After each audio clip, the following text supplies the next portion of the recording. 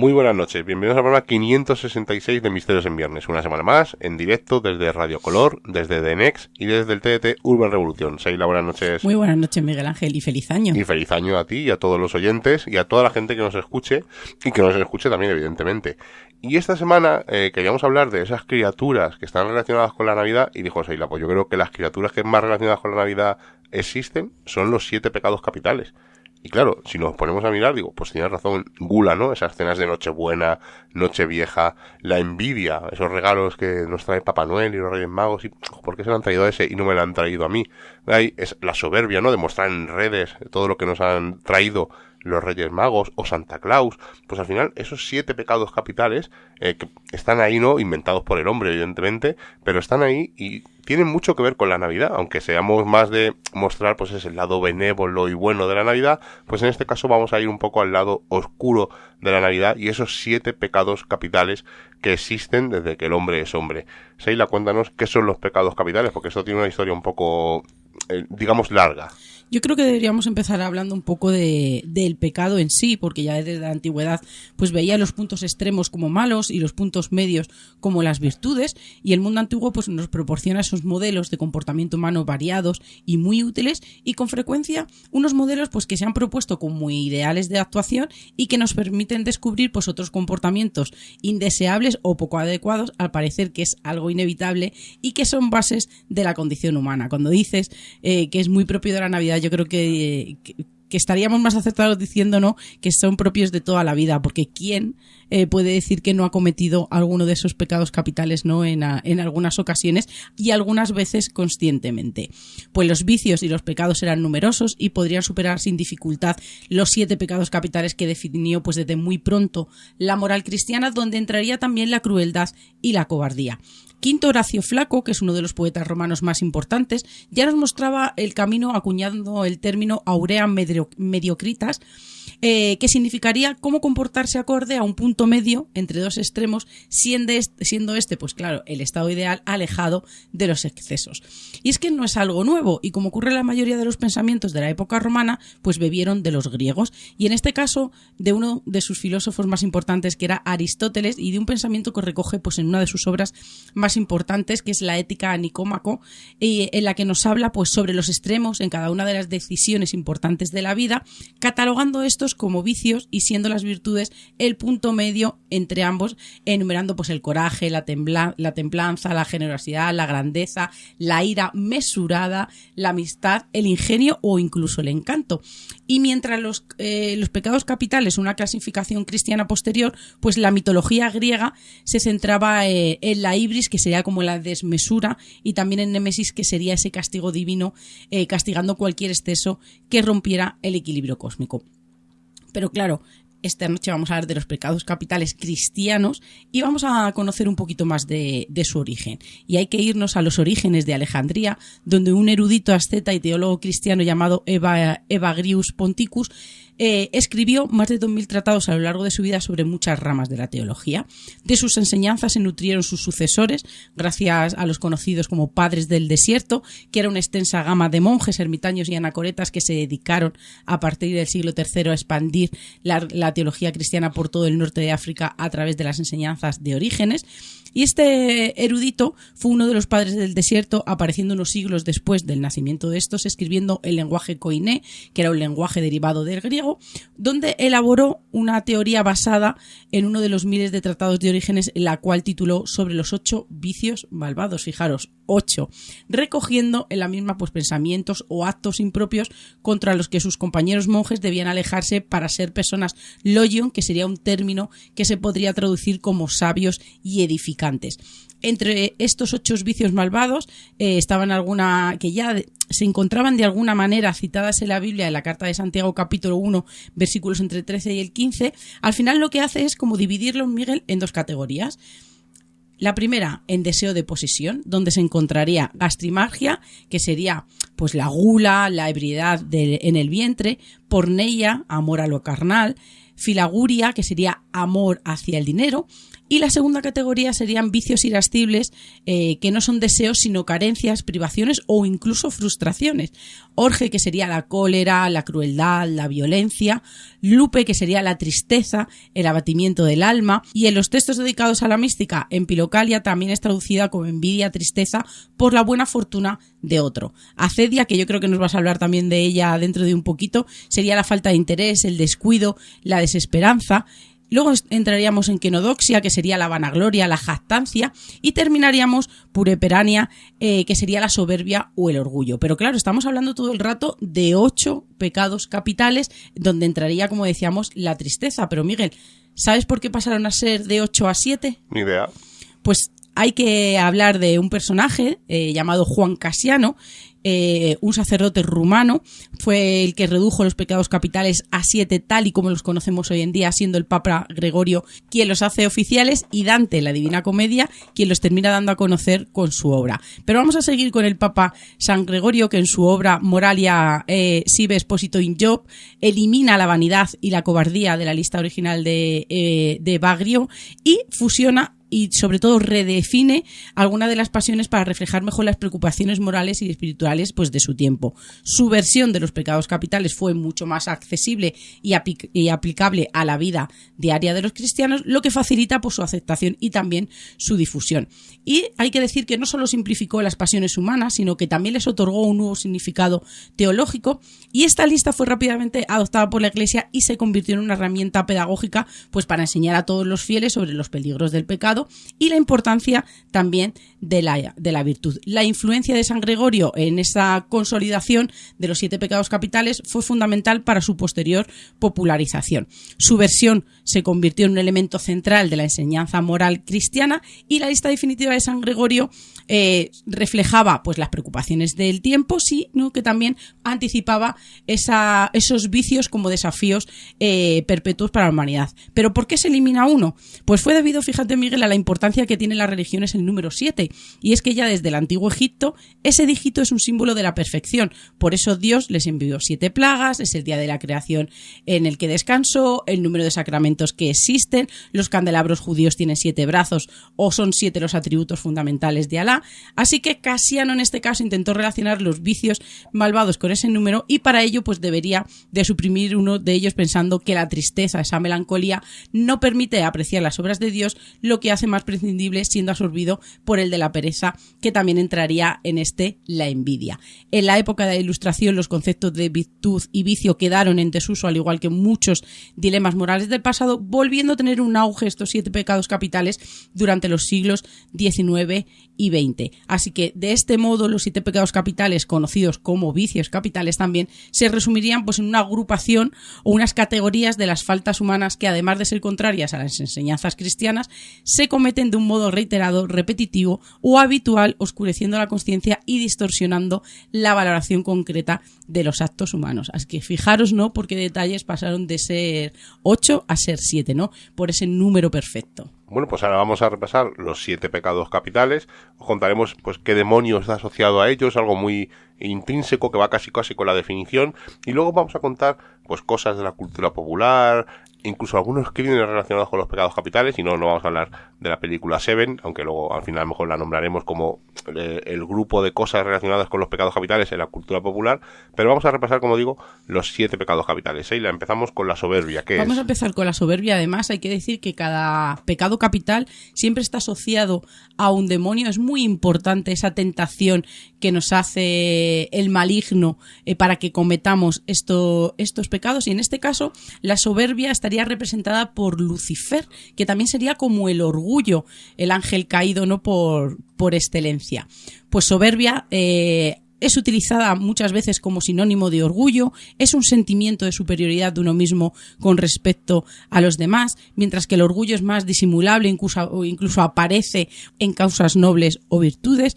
Existen muchos tipos de soberbia, pero yo creo que la más principal o las más principales serían que la jerarquía de las necesidades humanas se describe como la necesidad de aprecio, que a su vez se dividiría en dos: el aprecio que se tiene a uno mismo, pero presentado de un modo desproporcionado, que derivaría en el narcisismo, y muy ligado a este término también encontraríamos el egocentrismo. En casi todas las listas de pecados se tiene a la soberbia como el pecado original y el más serio de todos, siendo la principal fuente que deriva en el resto. La arrogancia, la soberbia se caracteriza por un sentido exagerado de nuestras capacidades o de lo importantes que somos, y de hecho las personas arrogantes a menudo pues creen que no tienen nada que aprender de los demás, que siempre llevan razón, que piensan que los demás son inferiores, por lo tanto en raras ocasiones escuchan las opiniones de los demás. A las personas soberbias también les gusta hablar mucho de sí mismas, generalmente hablan de sus logros, de sus habilidades, de sus capacidades, y con frecuencia pues ignoran a quienes les rodean. En las reuniones, por ejemplo, pues buscan ser el centro de atención y suelen hacer que los demás se sientan menos importantes. En las representaciones artísticas se asocia este pecado a animales como el león, el caballo, el pavo real o incluso el murciélago.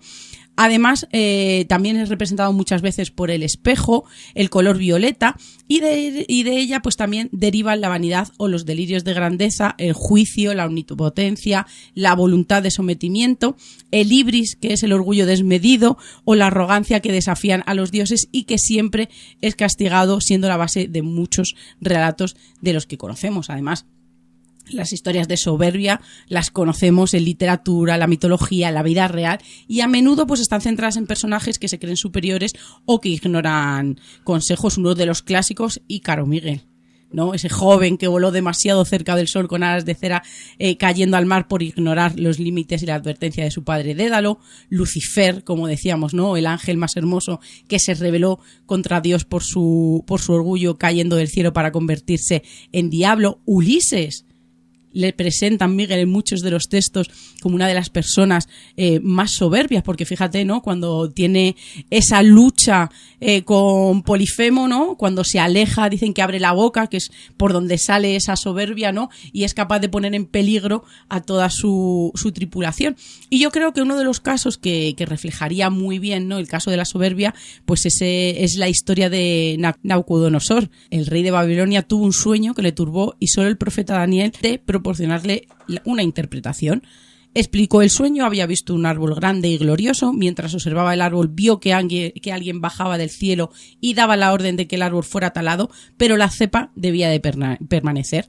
Sorprendentemente, el que había bajado del cielo empezó a hablar del árbol como si fuera una persona, y a partir de esas palabras pues el rey comprendió que la persona que el árbol representaba compartiría con los animales la hierba de la tierra, y su mente cambiaría de la de un hombre al de una bestia durante 7 periodos de tiempo. Y esta sentencia fue pronunciada para que todos supieran lo que les sucede a los que andan con soberbia, y que el Dios es el gobernante de todo y que otorga autoridad a quien él desea.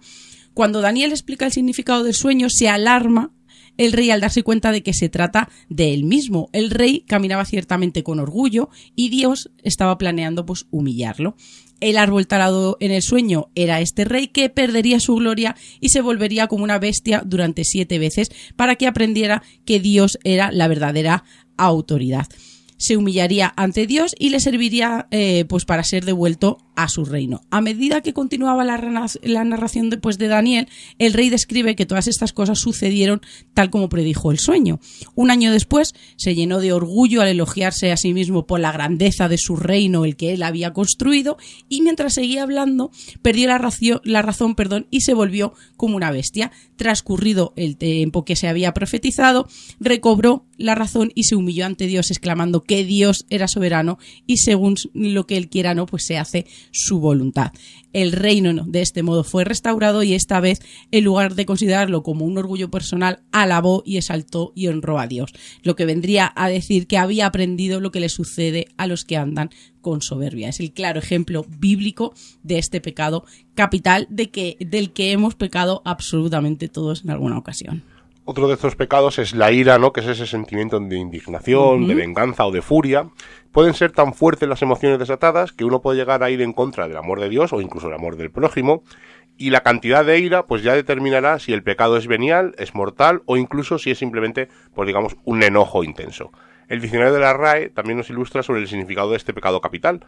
La ira es ese sentimiento de indignación que causa enojo, pero también es apetito o deseo de venganza o la repetición de actos de saña o venganza. Los demonios que están asociados a la ira principalmente son 2, son Amón o Aamón en la demonología goética, que es un marqués infernal que comanda las legiones y representa el pecado de la ira, y sobre todo Satán o Satanás es identificado como el príncipe de este pecado capital, ¿no? Especialmente en contextos de ficción o incluso en algunas tradiciones. Mientras que en otras, Lucifer o un propio demonio es la personificación de la ira descontrolada que abre las puertas del mal. Sigamos, después de la ira nos pasamos a la lujuria, ¿no? Que es otro de esos pecados capitales. ¿Qué es representado esto, por Asmodeo, por supuesto, el demonio del deseo y de la lujuria. Hay que hablar, ¿no? Que parece que siempre lo marcamos dentro de esa capacidad sexual, ¿no? O de ese deseo sexual. Y es verdad que cuando uno busca la descripción, pues se encuentra con un deseo sexual desordenado, incontrolado, pero también existe una acepción de lujuria que simplemente se refiere pues a un deseo apasionado por algo, no teniendo que ser pues referencia el sexo. Considerada hoy como un caso patológico, se ve la lujuria todo tipo de conductas sexuales que no son consideradas normales o no suelen ser aceptadas socialmente debido pues a esa, vamos a decir, esa exageración, desorden o descontrol sobre los deseos sexuales.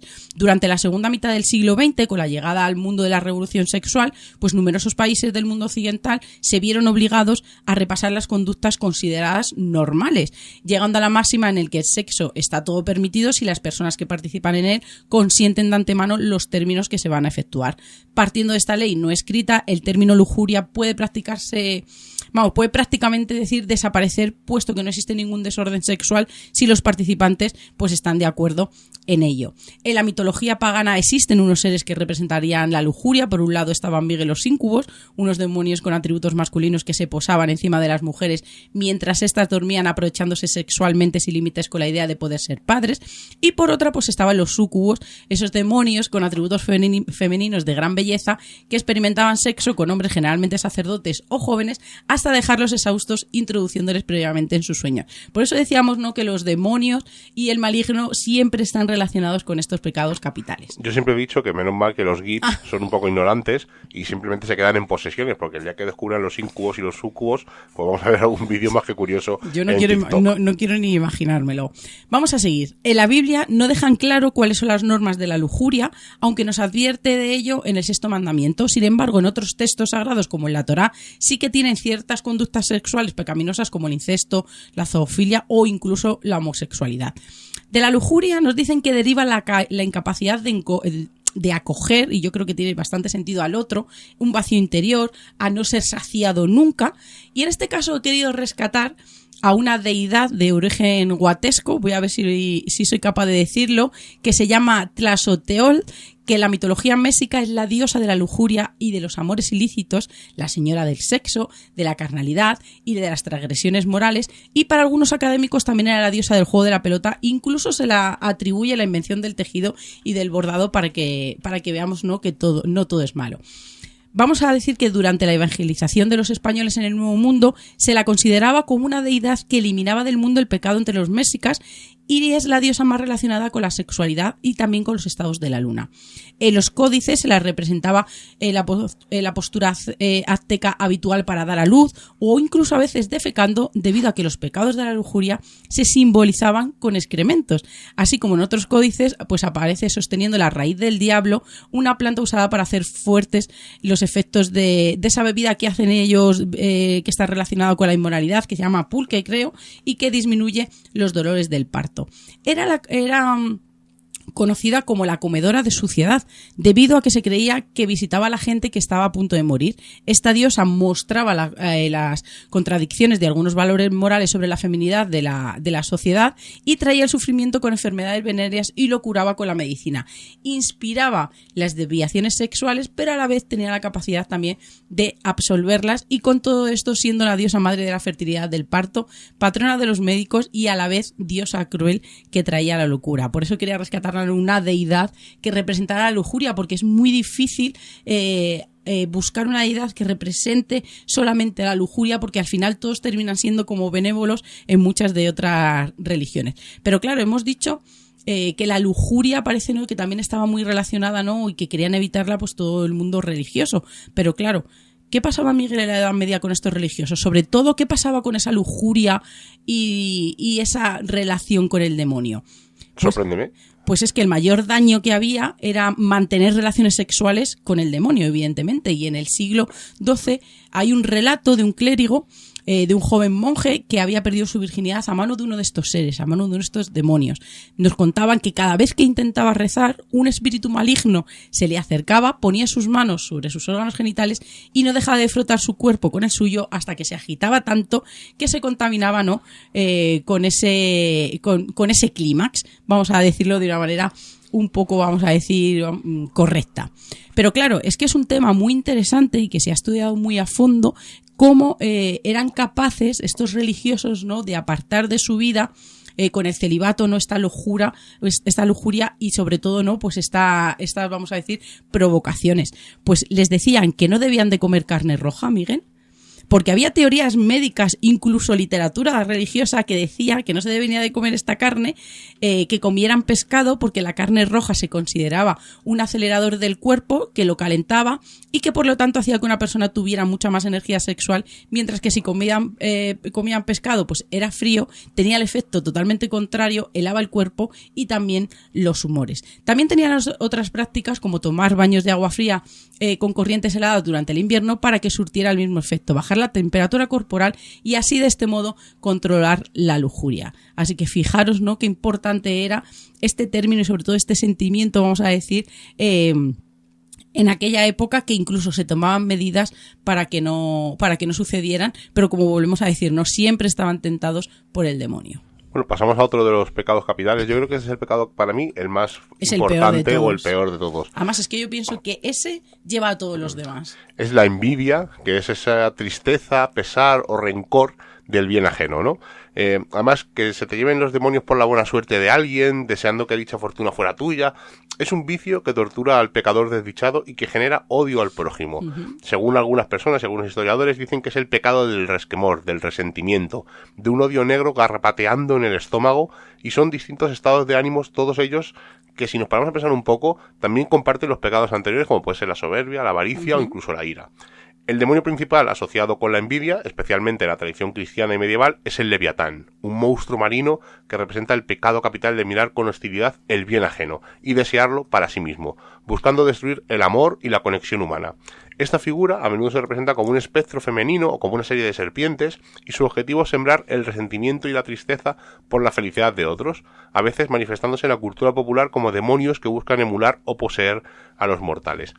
De la envidia saltamos a uno que está en estos días muy en boga, ¿no? La gula, ¿no? Esas cenas grandísimas que tenemos tanto Nochebuena, Nochevieja, que todavía nos queda el roscón. Bueno, pues esa gula, el comer por comer, pero tiene más significado, ¿verdad, Seila? Asociado a Belcebú, a ese señor de las moscas, podríamos decir que es un apetito excesivo por la comida y por la bebida. Es un vicio que está asociado a las adicciones, siendo una enfermedad crónica y recurrente del cerebro caracterizada por una búsqueda patológica de recompensa o alivio a través de una sustancia u otras conductas. En este caso no, pues sería la comida y la bebida. El individuo es incapaz de controlar este tipo de conductas, tiene la gran dificultad para la abstinencia, tiene un deseo imparable por el consumo, sin reconocer pues los problemas que esto le puede causar, tanto personales como los derivados de esta respuesta emocional disfuncional. La religión lo considera como un pecado capital, porque es un vicio del deseo desordenado por el placer conectado con la comida y con la bebida. El glotón continúa ingiriendo alimentos sin ser hambre, y recoge esta aceptación también en los primeros en caer en el pecado de la gula, Miguel, Adán y Eva. Porque dice que tras morder el fruto prohibido no tenían hambre ni necesidad de comer de la manzana, pero lo hicieron simplemente porque les atrajo de ella la censura previa. Según el cristianismo, la gula puede ser pecaminosa pues desde distintos puntos de vista: comer o beber en exceso de lo que el cuerpo necesita, cortejar el gusto por cierta clase de comida a sabiendas que va en perjuicio de la salud, consentir el apetito por comidas o bebidas costosas, especialmente una dieta lujosa que está fuera de tu alcance económico, comer o beber vorazmente dándole más atención a la comida que a las personas que te acompañan, desperdiciar la comida estando en la misma categoría que la de comer más o de lo que necesita el cuerpo. Así que fíjate, Miguel, todos hemos pecado de gula. Evidentemente, hay más estos días. Pues os voy a contar un caso de la realeza Porque claro, si ponemos gula o como cuando marcamos lujuria, no buscamos lujuria, pues aparecen un montón de dioses del Olimpo, la gula pasa absolutamente igual. Pero he rescatado el caso de Sancho I, apodado el Craso, y es que cuando Sancho andaba a gatas, pues España se encontraba metida en el proceso de la reconquista con los musulmanes. Nació en el año 935 de Ramiro II y de Urraca Sánchez, y como noble que era, pues desde que no levantaba un palmo del suelo se movía entre grandes comilonas y de una vida envidiable para cualquier plebeyo. Algo que no tardó en pasarle factura, pues según las crónicas, en su adultez acabó pesando unos 240 kilos. Su obesidad era monstruosa, mórbida. No en balde los cristianos y los moros le conocían por el sobrenombre del Craso, el Gordo, y este hecho es bastante llamativo, ya que en la España cristiana de la época, pues la alimentación en aquella época, como decimos, no era sobria por razones de escasez. Pero ¿a qué se debía su obesidad? Pues simple y llanamente a que todo lo que comía a lo largo de la jornada, y es que según las crónicas ingería alimentos 7 veces al día, la mayoría de las veces de 17 platos, y buena parte de ellos elaborados pues con carne de caza. Una dieta de miles y miles de calorías que superaba pues abiertamente la cantidad necesaria para un hombre adulto para mantenerse sano, y es que nos dicen que la obesidad le había transformado en un auténtico inválido. Era tal la cantidad de número de kilos que soportaba su esqueleto que no podía subirse al caballo y por descontado, como dicen, empuñar la espada en el campo de batalla. Sancho vio cómo su hermano Ordoño pues ascendía al trono en el año 1955 después de la muerte de su padre, algo que debió tocar soberanamente pues el orgullo de Craso, ansioso de coronarse. Pues al parecer trató incluso de arrebatarle el cetro de poder de su hermano, algo que no podía, ya que no podía plantar cara en batalla y apenas podía levantarse de la cama. Con todo, la suerte le terminó sonriendo a nuestro protagonista, porque Ordoño dejó este mundo en el otoño del 956, tras 5 años nada más de mandato, una muerte tan oportuna como extraña para los ciudadanos de la época. Y es que a partir de ese año comenzó el reinado del Craso, un gobierno marcado por el descrédito de su obesidad, ya que provocaba entre la población pues no esa desconfianza. Nos dicen que era una cuestión de falta de respeto. El rey había intentado atacar a su hermano en Sahagún y había fallado, y además no era capaz de subirse ni al caballo para pues mandar a sus tropas debido a su peso. Además, al Craso se le ocurrió la absurda idea de cortar relaciones con su tío, al que hizo que éste le empezase a destrozar su escasa reputación. Vamos a hablar de la obesidad. Evidentemente no le dejaba engendrar un hijo y su linaje se perdería pues entre comilona y comilona. Al final se fue forjando cierto odio a este personaje pues en todo el reino. Un rechazo que se materializó en 1958 cuando Fernán le arrebató a su sobrino por las bravas el trono sin que éste, como decimos, no pudiera combatir para impedirlo. Podéis imaginaros, ¿no? Derrotado, humillado, el Craso logró escapar buenamente por aquella trampa y lo que hizo fue recurrir a su abuela, la reina toda, una mujer que destacaba, no pues, como dicen, no por su temperamento, y tal como esperaba, pues la reina le recibió de buen agrado. No solamente eso, sino que lo que hizo y lo que le ordenó es que tenía que perder peso de inmediato, porque si no, nunca lograría, vamos a decir, reinar como debiera y tampoco conseguir, ¿no?, la autoridad que debería de tener. Lo que hicieron fue mandar unos mensajeros a Córdoba pidiendo la ayuda de Berramán III a cambio de un pacto entre Córdoba y Navarra. Al musulmán no pareció mala idea la alianza, pues envió a uno de sus médicos a la región cristiana que le hiciese un diagnóstico del mal que atacaba a este hombre. El elegido fue un judío nacido en Andalucía y uno de los más afamados sanadores de la época, y el precio del tratamiento no fue barato. Fijaros que es muy importante. Consistió en la cesión de 10 fortalezas al califa cuando lograse volver al trono. Yo adelgazo, yo te regalo estas 10 fortalezas. Este médico había empezado a ser conocido en la corte por unos remedios que podía curar todo tipo de males, y cuando llegó a Navarra, el galeno consideró que era urgente llevarse a Sancho a Córdoba pues para tratarle. Y lo que hicieron fue coserle la boca, Miguel, dejarle nada más un agujerito por donde pudiera entrar un poquito de líquido. Les sometieron a unos ejercicios casi, podríamos decir, de tortura para que aquellas pieles que iban quedando, ¿no?, se volvieran otra vez a su sitio, ¿no?, y ese cuerpo, vamos a decir, tuviera la fuerza para poder entrar en batalla. Pero este hombre, el Craso, en vez de ser agradecido, lo que hizo fue todo lo contrario. Cuando perdió sus kilos, cuando logró otra vez enfrentarse, ¿no?, a todo su reino, lo que hizo no fue no entregarles esas 10 fortalezas. Y al poco tiempo este hombre apareció muerto y nunca se sabe el motivo. Bueno, es una historia de venganza al final, ¿no? También un poco, no se sabe, claro, digamos divina, que aquellos que le curaron, ¿no?, también se lo llevaron, pero fijaros, ¿no?, le ayudaron a conseguir otra vez la confianza en su reino y en vez de darle lo que les había prometido, pues no lo hizo, así que así terminó. Pero fijaros, ¿no?, le tuvieron que coser la boca para que no comiera y le tuvieron que hacer una tabla de ejercicios, como decimos, ¿no?, casi una tortura. Bueno, vamos a pasar al pecado capital que yo más odio personalmente, que es la pereza, ¿no? La pereza es el desafecto, la dejadez por las cosas que se deben hacer. Esa falta de voluntad y esfuerzo, pues acaba con la incapacidad de llevar, pues la rienda, ¿no?, de tu día a día. Es un abandono tanto físico como espiritual. Y el demonio de la pereza es Belfegor, que es uno de los 7 príncipes del infierno, conocido por tentar a la humanidad pues con la indolencia, la comodidad, la búsqueda de riquezas fáciles a través de invenciones o ideas ingeniosas. Todo esto, claro, sin esfuerzo, promoviendo pues la dejadez, la parálisis.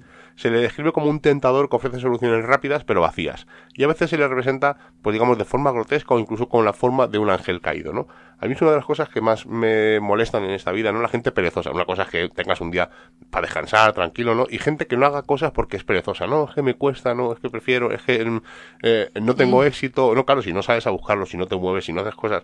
A mí la pereza, desde luego, es una de las cosas que peor llevo en este mundo. Evidentemente todo el mundo tenemos un día perezoso, ¿no? Evidentemente nos apetece tirarnos en el sofá y ver películas, pero esa gente que ya coge eso por rutina, a mí es una de las cosas, digamos que es el pecado capital que más odio. Aunque curiosamente veo que muchos pecados están relacionados, ¿no? Porque la envidia y la lujuria y la avaricia, que es el siguiente, yo creo que están dados de la mano, ¿no? Que casi podría ser un mismo pecado capital, porque al final es todo lo que, ¿no? Envidia porque es avaricioso, al final, la envidia es porque quieres tener lujos, porque hablo a nivel material, pero bueno, son cosas que me parecen que están muy muy relacionadas, ¿no? Y que se separaron un poco pues para dividir un poco algo material de algo inmaterial. Pero bueno, ya que estamos hablando de la avaricia, Seila, cuéntanos qué es este pecado capital, aunque creo que es algo de acaparar, ¿no? ¿Hay gente que sea avariciosa de libros, por ejemplo? Pero es que además vamos a ver la avaricia en su término real, no el como el que pensamos, no solamente por acaparar. Y dices de la pereza yo creo que es terrible porque conocemos muchos casos de gente que ha sido como súper activa, que siempre tenía un montón de proyectos, da un bajón por lo que sea, ¿no? Emocional, laboral o económico en su vida y aparece la pereza. Así que yo creo que es uno de los que más nos tienta casi a diario. ¿No estás conmigo en eso? Sí, claro, es que es mejor estar, o sea, correcto, levantarte, sí, claro. Pues mejor a las 9 de la mañana o a las 10, que no levantarte mejor a las 7 porque tienes que ir a trabajar o porque quieres hacer otras cosas y para que el día te, digamos, lo aproveches un poco más. Al final creo que la pereza te hace ser cada vez más vago, más dejado, más y creo que va muy muy de la mano pues con eso, ¿no? Que esa pereza. Es el caso de esos chicos japoneses que no salían de casa, por ejemplo, que solo se dedicaban a jugar a la consola, ¿no? Y que no querían salir. Al final es una forma de pereza, hacen su forma de vida así el día a día y al final en muchos casos acababan en suicidio. Entonces es un pecado capital un poco, para mí, de los peores. Fíjate, y aquí entraría el de la tristeza, ¿no? Ese que eliminaron, que ahí vamos a hablar adentro un poquito de ella. Pero vamos a conocer un poquito más la avaricia, que estaría ligada a Amón, ese demonio de la riqueza, y es que sería pues como el afán o el deseo desordenado de poseer riquezas, bienes, posesiones u objetos de valor abstractos con la intención de atesorarlos para uno mismo mucho más allá de lo que te requiere, ¿no? Pues las necesidades básicas e incluso de una comodidad. Es tener más de lo que necesitas. Se le aplica el término a un deseo excesivo por la búsqueda de riquezas, de estatus también, no solamente, fijaros, ¿no? De poder. La codicia, por su parte, es el afán excesivo de riquezas sin necesidad de querer atesorarlas, solamente por tenerlas, ¿no? Sin ningún tipo de significado ni simbolismo. Y en algunos textos aparece la codicia y no la avaricia como pecado capital, y es que el catolicismo ve que en esta pues están muchos tipos de pecado. La avaricia en la antigüedad era vista como un vicio en sociedades en las que el ahorro era una virtud. Había que distinguir entre la persona ahorrativa que tenía conciencia pues de sus obligaciones dentro del núcleo familiar, y el avaro, que era el que se llevaba el ahorro en situaciones, ¿no? Y lo llevaba a situaciones grotescas. No atendía bien pues a sus seres queridos, ni siquiera a sí mismo. Lo único que le interesaba pues era acumular un capital que no era utilizado para absolutamente nada. Y lo característico del avaro es que se esteriliza de alguna manera el dinero, que en lugar de estar en movimiento pues lo deja paralizado. Así se convierte pues en un elemento fluido y también útil en algo totalmente pues inservible, porque si tú ganas, ¿no? Para disfrutar, por ejemplo, en este caso, pues no caerías en ese pecado. Para los poetas está representado como lobos hambrientos, aunque los italianos también lo asemejan a las víboras, y aquí nace el refrán de cuando hiere, cuando vive, y después de muerta cura. Y hay una iconografía también medieval, que el avaro menudo, y esto tenemos que fijarnos, ¿no? Cuando vayamos a catedrales o algún enclave también un poco mágico, el avaro Miguel a menudo lleva una bolsa colgada al cuello, siendo arrojado a una caldera o a un río, que es un castigo reservado también a los usureros. Así que ya sabemos, ¿no? Cuando veamos este tipo de iconografía ya sabemos a lo que se refiere, ¿no? A esta avaricia y a este avaro. Vamos a poner un ejemplo que yo creo que estos conocemos casi todos.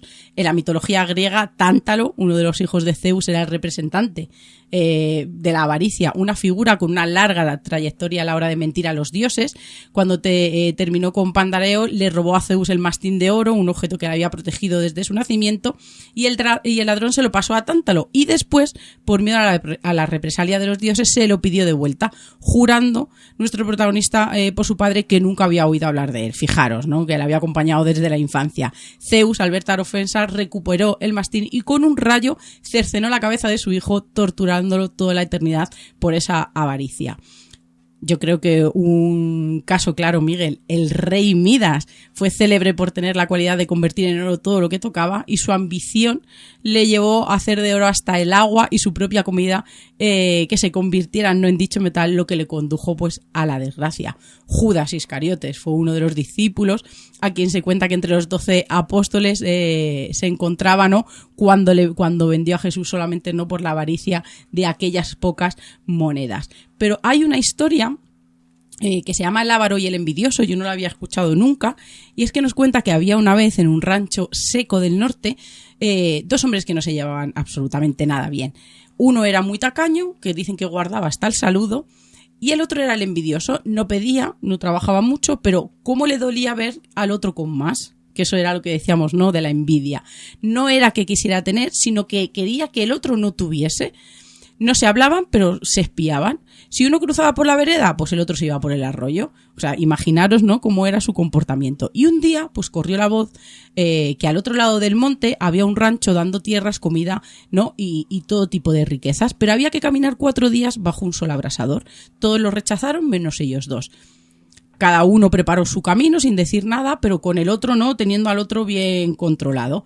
El avaro cargó su burro con tortillas, maíz y agua, y el envidioso pues apenas llevaba un morral viejo, unos panecillos y un machete. Caminaron juntos pero separados, uno delante y otro detrás, sin hablar, sin confiar, pero como decimos, siempre vigilando. El segundo día, el burro del avaro se fue rindiendo. No había agua, no había sombra, nada más que había polvo y cansancio, y justo cuando parecía que el monte se los iba a tragar, apareció un extraño viajero. No llegó caminando, estaba ahí, con sus ojos, ¿no?, que parecían que les atravesaba, y dijo: tengo pan, solo uno y no se puede partir. El avaro se fue hacia él y el envidioso no dijo nada, pero por dentro, como decíamos, pues le veía la envidia de que el otro pudiera conseguir ese pan. Entonces este señor le suelta una bomba: uno puede pedir lo que quiera, pero el otro recibirá el doble. Y ahí se hizo un silencio. El envidioso dijo: quítame un ojo, con tal de que el otro perdiera los dos, Miguel. Y se cumplió. El envidioso gritó, pero sonrió, medio ciego, pero contento. Y el avaro, ciego total, se arrastraba por la tierra maldiciendo. En este caso hay que decir, pues evidentemente, que ninguno de los dos ganó, que se destruyeron de la manera más horrible posible, porque uno prefirió perder un ojo con tal de que su compañero perdiera absolutamente los dos. Es un caso y es un cuento, ¿no?, donde se refleja perfectamente la avaricia. Bueno, pues ya que hemos hablado y hemos repasado los 7 pecados capitales, aunque ahora Sheila nos contará que posiblemente hay un octavo, que bueno, ya lo hemos nombrado. Había. E incluso en algunas técnicas hay un noveno. Pero vamos a hablaros de un crimen que recogió Carles Porta en un libro sobre crímenes llamado Crímenes, Pecados Capitales. Lo sacó en 2003 y es creo que la serie Crímenes de Porta creo que tiene 4 libros y no ha sacado ninguno más. Y en este caso son crímenes o digamos casos o historias relacionadas con los pecados capitales desde su punto de vista. Él los ha ido asociando a distintos pecados capitales. Y os voy a contar uno que está relacionado pues con la envidia. Nos vamos al 22 de diciembre de 1979, como os imaginaréis, es el día de la lotería, y nos vamos a una localidad de Barcelona, del Vallès Oriental, Canovels, donde se despertó con la noticia de que el gordo de Navidad, el número 23.154, había caído íntegramente en la administración de loterías de Granollers y que se repartió masivamente entre los vecinos de la zona. Uno de los afortunados pues era la familia Puerto Parra. José Puerto, que era un trabajador humilde, y su esposa Ana Parra vieron cómo su vida pues cambiaba de la noche a la mañana al recibir varios millones de pesetas. La alegría por el premio duró poco más de un año. De repente, la familia, curiosamente, seguía residiendo en el lugar donde les había tocado el premio, no se habían mudado, y el sábado 18 de abril de 1981, pues aprovechando un descuido mientras que la familia estaba en la vivienda, alguien entró en la casa y se llevó a la hija menor del matrimonio, que era un bebé de apenas 11 meses de edad, directamente de su cuna y que se llamaba Ana María Puerto Parra. Como os imaginaréis, pues el pánico se apoderó de la localidad, la noticia corrió como la pólvora, habían secuestrado a la hija de los millonarios de la lotería, que era como le llamaban allí en el barrio, ¿no? Pues al día siguiente, el 19 de abril, la familia recibió una llamada telefónica exigiendo el rescate del bebé por 15 millones de pesetas. La cifra no era casual porque los captores sabían, evidentemente, que la familia tenía ese dinero porque eran los apodados millonarios de la lotería. Durante 3 días, la familia, la Guardia Civil, amigos, vivieron un estado de angustia absoluta. José Puerto, el padre, llegó a declarar ante los medios de comunicación que estaba dispuesto a dar hasta la última peseta del premio con tal de recuperar a su hija con vida. Pero los secuestradores, tras las primeras llamadas, guardaron silencio. La investigación dio un giro inesperado el 21 de abril, o sea que no pasó mucho tiempo, pasaron 3 días, y las sospechas se centraron en el entorno cercano. Porque claro, que alguien entrara en tu casa y se llevara al bebé de la cuna, pues debe ser que alguien les conocía, ¿no? La policía comenzó a registrar las viviendas cercanas y encontró algo que los dejó con la sangre helada. En el rellano de una vivienda situada a apenas unos metros de la casa de los Puerto Parra, encontraron un bidón metálico, que era un tambor de detergente industrial, un poco grande, y dentro de ese bidón, envuelto en plásticos, apareció el cuerpo sin vida de la pequeña Ana María. La niña había muerto por asfixia y en la autopsia pues revelaría más tarde que el asesino, o el asesinato mejor dicho, se produjo muy poco tiempo después del secuestro, probablemente porque el bebé lloraba y ponía en riesgo a los captores. La responsable del secuestro no era una banda organizada de secuestradores, sino una vecina de toda la vida, Luisa Conil Molas, de 34 años. Luisa no era una extraña, era alguien que conocía los horarios de la familia, que sabía exactamente dónde estaba la cuna y que sobre todo estaba corroída por la envidia a ver la prosperidad de los Puerto tras el premio de la lotería. Actuó con la ayuda de un cómplice, un joven de 17 años llamado Pedro, a quien convenció para participar en el plan bajo la promesa de una parte de ese rescate. El plan era pues, muy rudimentario, ¿no? Querían cobrar el dinero para salir de sus propias deudas y carencias, utilizando la fortuna de sus vecinos. Como os imaginaréis, pues el juicio se celebró en la Audiencia de Barcelona en 1983 y durante el proceso se describió a Luisa Conil como una mujer fría y calculadora que no mostró ningún tipo de arrepentimiento. El fiscal destacó, mejor dicho, que el móvil fue estrictamente económico, alimentado por el resentimiento social de ver a sus iguales ascender de clase social gracias al azar. Luisa Conil fue condenada a 37 años de prisión por delitos de secuestro y asesinato y su cómplice, sin embargo, recibió una pena menor debido a que era menor de edad. Pero bueno, dejamos de lado este crimen. Hay muchos más en este libro de Carles Porta. Podéis echarle un ojo, además es uno de esos presentes que podéis pedirle a los Reyes Magos. Y nos vamos a viajar a otros lugares, a otras religiones, donde los pecados capitales no son los que conocemos en este momento. Otras religiones tienen conceptos similares de vicios o, sobre todo, tendencias negativas. los arisvargas hindúes son los 6 enemigos internos o vicios de la muerte que obstaculizan pues esa evolución espiritual y la búsqueda de la liberación, donde entraría pues la ira, la lujuria, la codicia, el apego, el orgullo, la envidia, y estos vicios son barreras que impiden al individuo alcanzar la iluminación o la liberación espiritual. Aquí lo que vemos, ¿no?, que no se representan tanto como en lo material, sino también en lo espiritual. Representan las pasiones negativas que nublan la conciencia y que llevan al sufrimiento, y el camino espiritual busca trascenderlos, no reprimirlos, a través de la sabiduría y el control de la mente. No quiere que desaparezcan, pero sí que uno los aprenda a gestionar y también a controlar. Y aunque no son pecados capitales cristianos, comparten esa similitud en la naturaleza pues corruptora de la mente y del espíritu.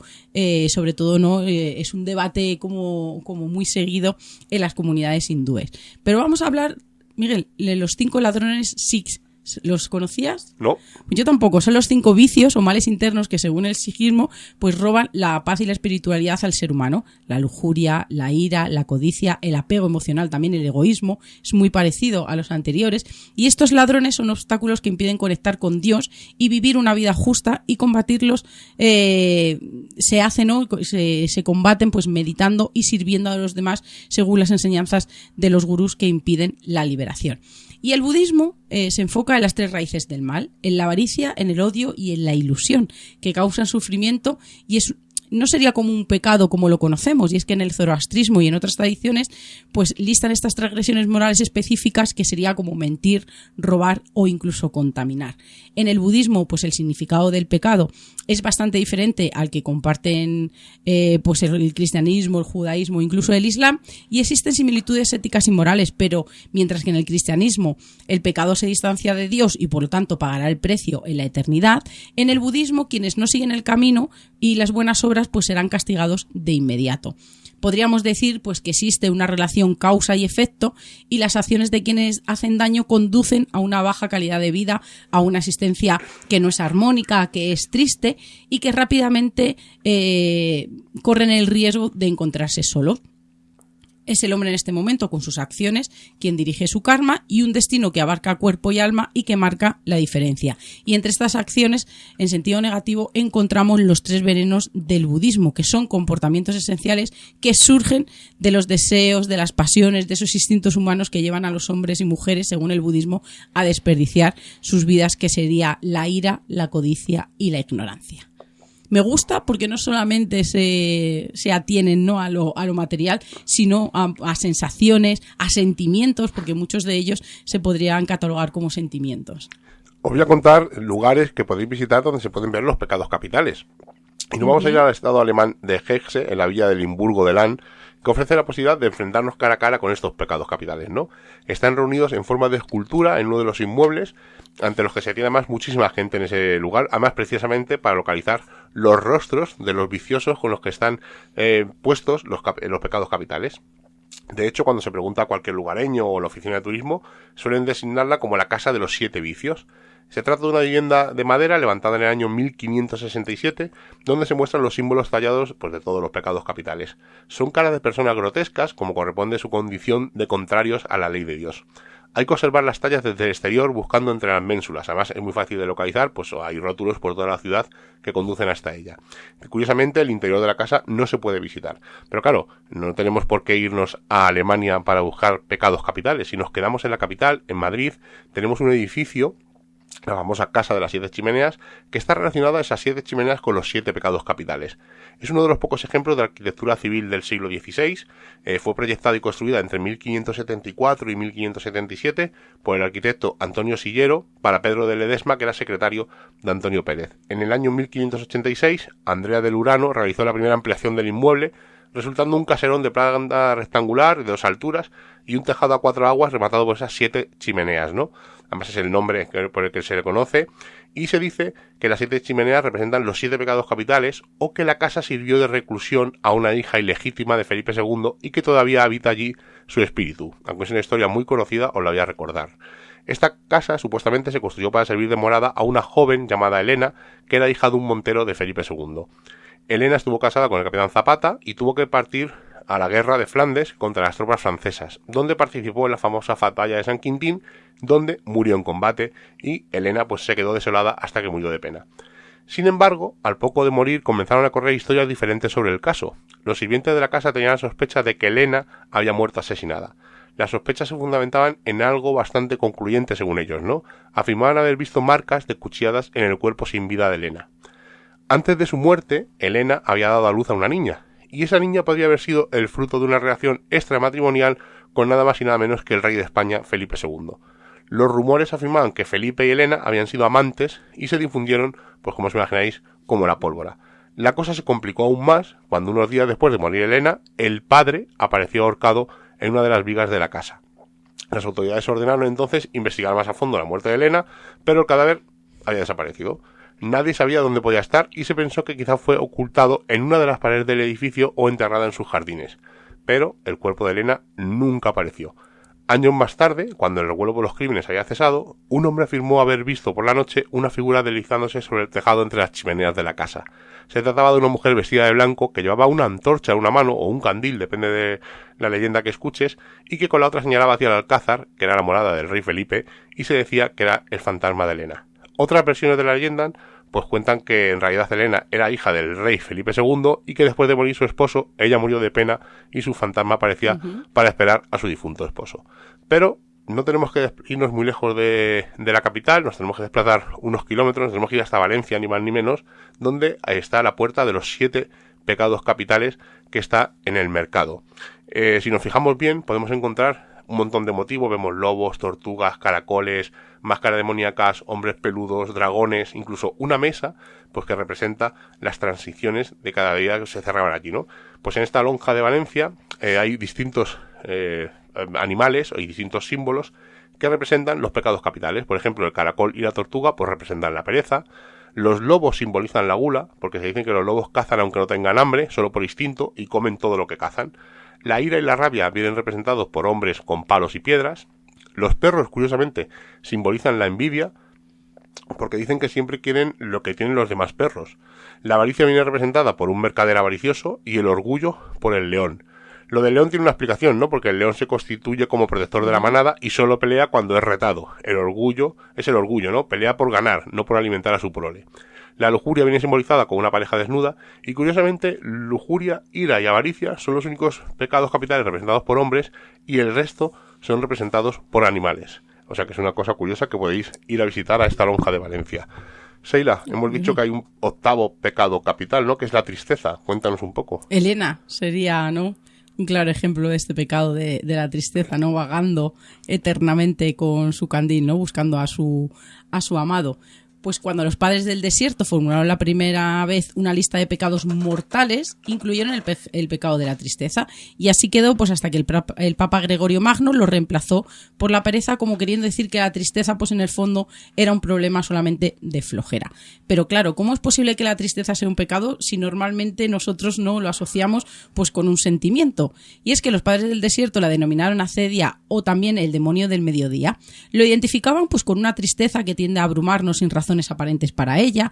La distinguían de la tristeza que sentimos cuando tenemos un motivo, pues una pérdida, un disgusto, un dolor físico, una ruptura, y la acedia ataca a plena luz del día cuando aparentemente no hay motivos para estar triste. La tristeza en sí misma no es un pecado, pero puede ser el demonio que nos tienta y que nos incita a pecar. ¿Pero cómo lo consigue? Pues clavándonos en esa tristeza y haciendo que nos alimentemos o incluso que nos deleitemos con ella.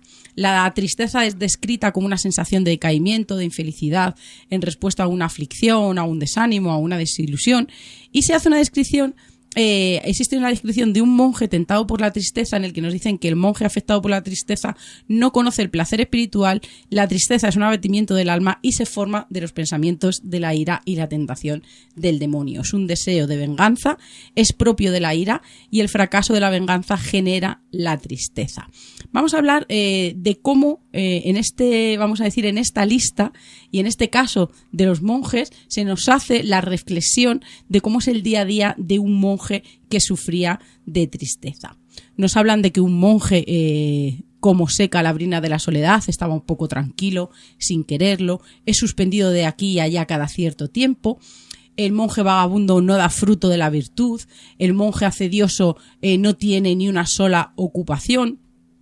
El ojo del monje se fija en las ventanas continuamente y su mente imagina que llegan visitas, la puerta gira y este salta fuera, escucha una voz y se asoma por la ventana, pero no se aleja de allí, se queda sentado, se entumece y cuando lee, el acedioso bosteza mucho, se deja llevar fácilmente por el sueño, se refriega los ojos, se estira, quita la mirada del libro, la fija en la pared y vuelto de nuevo a leer un poco repitiendo el final de la palabra se fatiga, cuenta las páginas, calcula los párrafos, desprecia las letras y ornamentos y finalmente termina cerrando el libro y lo pone debajo de la cabeza y cae en un sueño no muy profundo y poco después el hambre le despierta el alma con sus preocupaciones. Casi está haciéndonos y relatando todo tipo de pecados.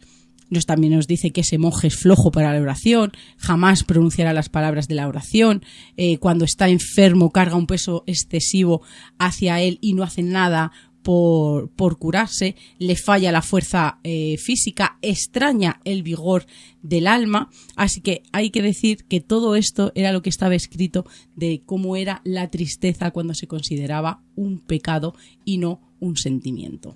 Y curiosamente, en el eneagrama, que es una herramienta de autoconocimiento que describe 9 tipos de personalidad, pues cada uno, con una forma particular de pensar y de sentir, se relacionan con los pecados capitales. Uh-huh. Pero en este caso, en vez de hacer 7 pecados capitales, ellos hacen 9 pecados capitales.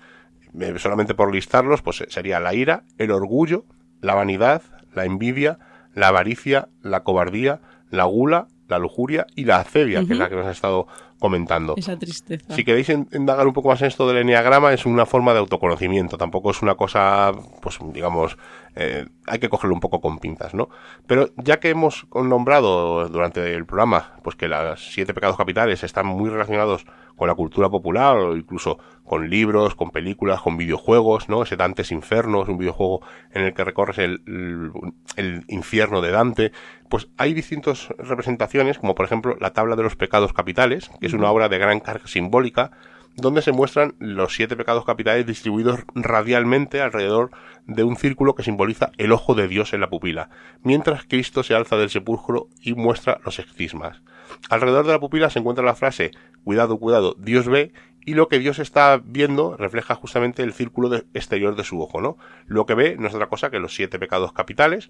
Además, el primer pecado que encontramos justo debajo de Cristo sería la ira, y a él le seguirían en orden la soberbia, la lujuria, la pereza, la gula, la avaricia y la envidia, mientras en los 4 extremos de la tabla tenemos la representación de las 4 postrimerías, empezando por el momento de la muerte justo al lado de la representación de la avaricia, en su otro extremo estaría el juicio final, por debajo tendríamos el infierno y a su derecha la gloria o el cielo.